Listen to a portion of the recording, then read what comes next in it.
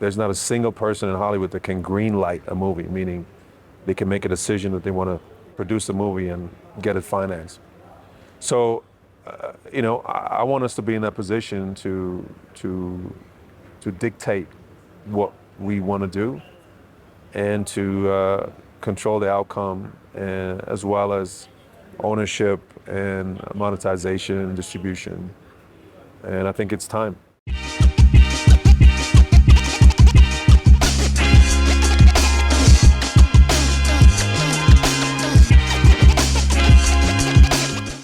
Welcome to the Now Reflection podcast, where we highlight outstanding and inspirational individuals from Africa and beyond. A platform to own our stories, voices, and truths. I am your host, Sarah Chan, Manager of African Scouting for the Toronto Raptors, a development associate with Giants of Africa, and founder of Home at Home Apadier Foundation. Today's guest joining us is a man that needs no introduction, but for your sake, here we go.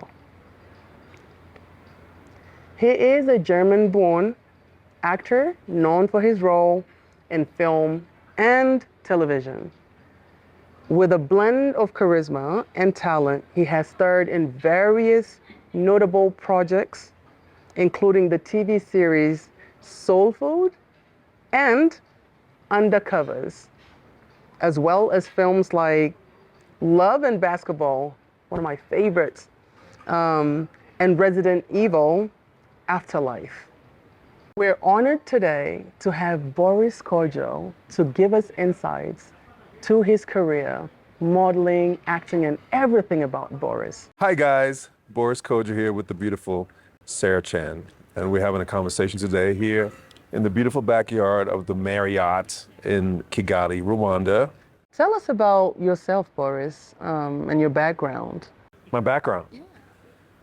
I was born in Vienna, in Austria, and raised in Germany. My mother's German, and my dad is from Ghana. So as a little boy, we used to travel back to Africa to visit our families. And so I got to know my grandmother and all my cousins and aunties and uncles, and grew really attached to the continent.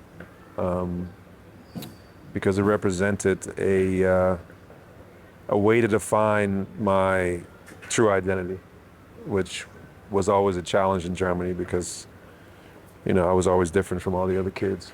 And then I went to the States to study, and I happened to fall into the entertainment industry. And this marks my 25th year in entertainment. Wow. Wow, 25. Yes, 25. I was lucky to meet my wife on Soul Food. During your purpose. That's right. We tried to build a bridge between the diaspora and the continent in order to galvanize more investment and change the mindset from charity and aid dependency to economic development. So those are really fun projects that allow me to invest in this movement. I call it the neo-Pan-Africanism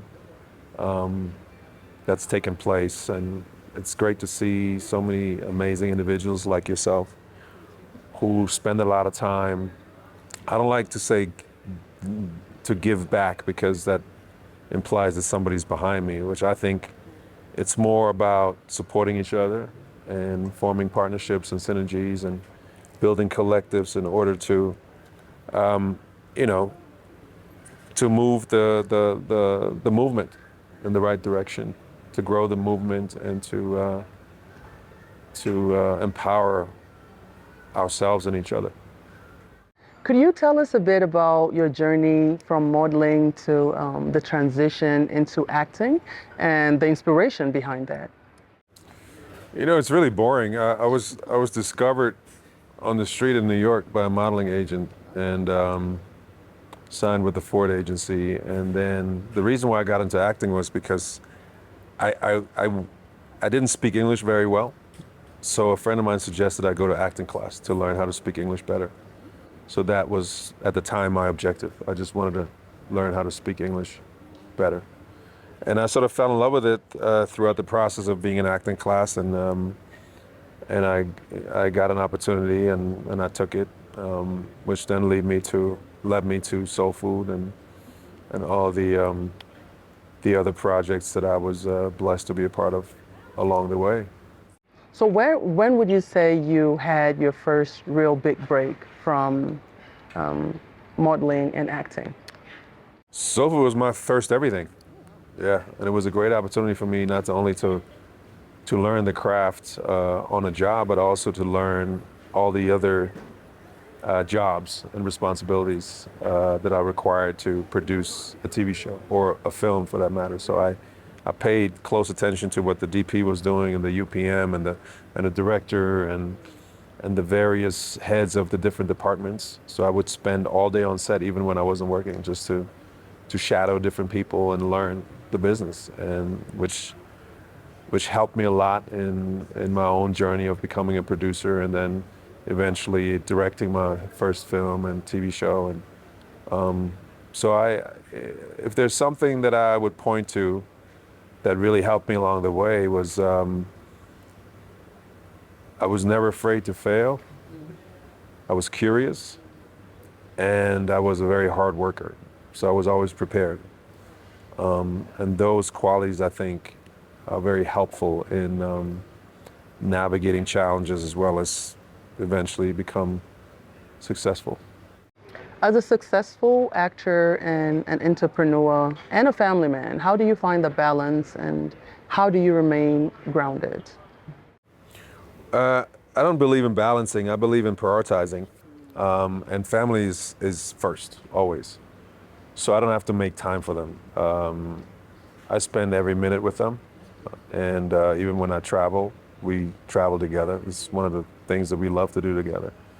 And everything else comes after that, because I'm empowered by the love I get from my wife and my kids. And that's what drives me. That's what gives me true purpose. So the motivation I get from my family lets me explore my purpose in various sectors, right? I believe we have a responsibility that comes with the blessings we receive. When you have a platform to reach people, I think it's your duty to use that to impact that community in a positive way, to empower people, to motivate, to inspire people. Because I've been the recipient of that kind of inspiration from others. So all these different projects and different ventures that I invest in and that I work at are really a reflection of that reverence that I have for others, and the respect and the love I feel for others. And I want to collaborate. I want to, do partnerships with different people. And there's so much talent that we have, as a culture. We're so multifaceted. We're so diverse in our heritage, and yet connected by a collective ancestry, right? It's such a beautiful thing, and I think we just have to learn how to ask for help, how to help each other, and that creates real collective power, that creates real leverage, and we can be exponentially greater than if we work in silos. So that's really my motivation to galvanize and to bring people together, and to explore different ways of doing great work together. Your portrayal, both in film and television, always challenged the stereotypes. How important is it for you that you break traditional norms and molds? We have to take the baton and leadership position and ownership of our IP and of our stories. So that's what drives me. I want to make sure that we have an opportunity to do that and scale it and tell all the stories that we want to tell. And you know, there's almost 2 billion of us on this planet, right? And yet, when you look at film, especially Hollywood, there might be 2 people that actually own their movies, right? That's it. There's not a single person in Hollywood that can green light a movie, meaning they can make a decision that they want to produce a movie and get it financed.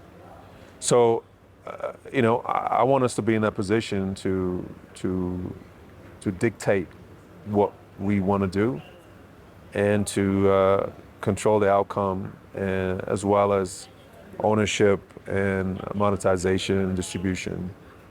And I think it's time, especially with the focus on Africa, because we have thousands of incredible creative storytellers. We have thousands of amazing stories that need to be told. We have so many beautiful people who deserve to be heard.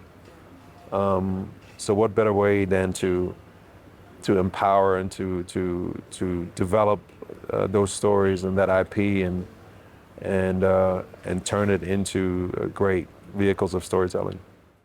Why don't you tell us about the Kodjoe family foundation? We were dealing with some personal health challenges with one of my children, and we were thrown into this conversation about fortification of food sources by way of adding folic acid to, you know, rice and flour to protect women and their unborn children from birth defects, and that sort of started our journey in trying to figure out how to help our community in the health space. And there's other programs and initiatives that we've been a part of. One new initiative that we have right now is called Love All, where we provide scholarships for Black high school students who have aspirations in the classroom as well as on the tennis court, because I used to be a tennis player. And we sent them to academies across the world where they can train and get really focused training as well as schooling. One of our girls that just graduated, she got a Division I scholarship in the States. Yeah, I'm very proud of her. Her name is Hannah. And actually, we're looking at a kid here from Rwanda who's a great tennis player and who applied for one of the scholarships. And it gives me great joy to be able to give kids a chance to fulfill their purpose, right? Because that's all we need. All we need is a chance. And tennis is a sport that traditionally has been diversity challenged. And so I want to, you know, balance it out as much as I can. And again, that's all we can do. You know, there's so much happening in the world. There's so much wrong that's happening in the world. There's so many people who are suffering. I think that sometimes we feel helpless because there's so much going on, and there's also guilt because we live our best lives while others are literally suffering. But I employ people to, yes, live their best life, but live it consciously with an awareness that allows you to impact your immediate environment at least, right? Make choices that benefit others, not just you. And we can all do that. And if we all do that, I think we can gradually make this a better place. I know you're very big on health and wellness. Why is that? Has it always been like that, or did you? You know, we're very conscious about how we live. We're very conscious about the importance of the body, mind, spirit connection, and we try to teach that to our children, to live consciously and live in gratitude for what you have. You know. I have a friend of mine that's an aspiring actor from Kenya. His name is Manasseh Nyaga. He's actually here. Okay. I wish he was around. I'm sure he would have been really excited to meet you. But what is your most valuable life lesson, and what is your advice to the youth? One, educate yourself to the nth degree. You can never learn enough, right? Work on your craft, educate yourself, inform yourself, learn from others, ask questions, ask for help. Build collaborations and partnerships so you can grow. And number two, never give up. That's really the secret for anything, right? For anything that you want, you just can never give up because there's always going to be adversity and issues and problems and challenges. But if you persevere and if you're resilient, there's no limits to what you can do. I was a kid who grew up in the Black Forest in Germany. I couldn't speak English. Here you are. So, and maybe if there's a third thing, I would say don't be afraid to fail because that's part of the ladder of success, right? There should be failure because through failure, you grow, you learn. So seek out mistakes. Don't be afraid of mistakes. It has been such an insightful, such an inspirational segment with you. Thank you for taking the time to be with us here. I am honored to have you on the Now Reflection podcast. Your humility and your heart and compassion for service to humanity clearly supersedes you. Thank you again, and best of luck with all your projects. Thank you for tuning in. This is Now Reflection Podcast. Please follow us, follow him, and support the causes that he and his family are investing in. I hope today's episode has inspired you to follow your own dreams and to impact community because this life is more than just ourselves. And life begins and ends with family. Don't forget that. Thank you for tuning in. Until next time, I'm Sarah Chan, your host, and this is Now Reflection Podcast, where we own our stories, our truth, and our voices. Wow. Thank you.